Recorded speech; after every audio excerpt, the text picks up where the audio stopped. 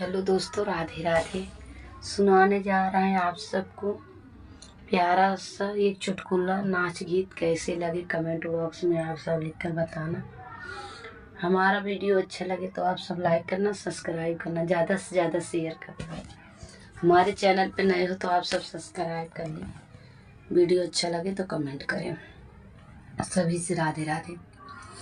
चला बाटा बखरिया अलग रहबई, चला बाटा बखरिया अलग रहबई, चला बाटा बखरिया अलग रहब।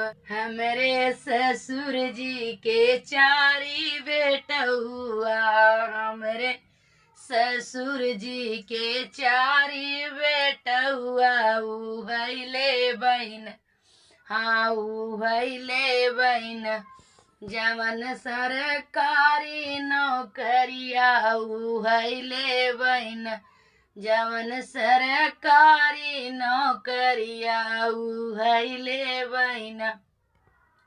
चला बाटा बखरिया अलग रहबई न, चला बाटा बखरिया अलग रहबई न।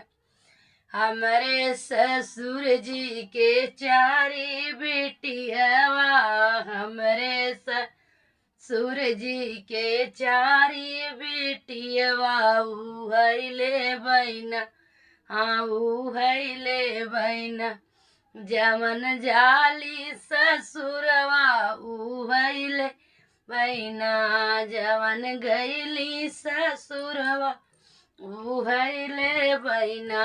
चला बाटा बखरिया अलग रह न, चला बाटा बखरिया अलग रह न।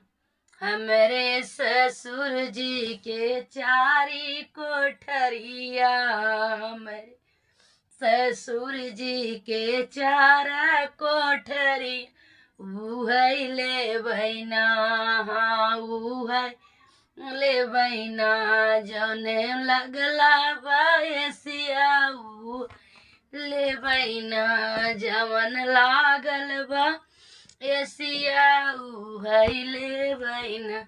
चला बाटा बखरिया अलग रहबई न, चला बाटा बखरिया अलग रहबई न, चला बाटा बखरिया अलग रह।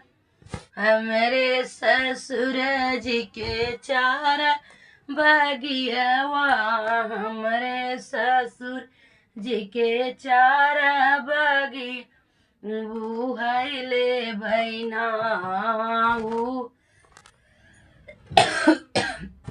ऊ हैले बहिना, जवन फड़ला ने बुलवा, ऊ हैले बहिना, जवन फरला ने बुल, ऊ हैले बहिना। चला बाटा बखरिया अलग रहबई न, चला बाटा बखरिया अलग रहबई न, चला बाटा बखरिया अलग रहबई न।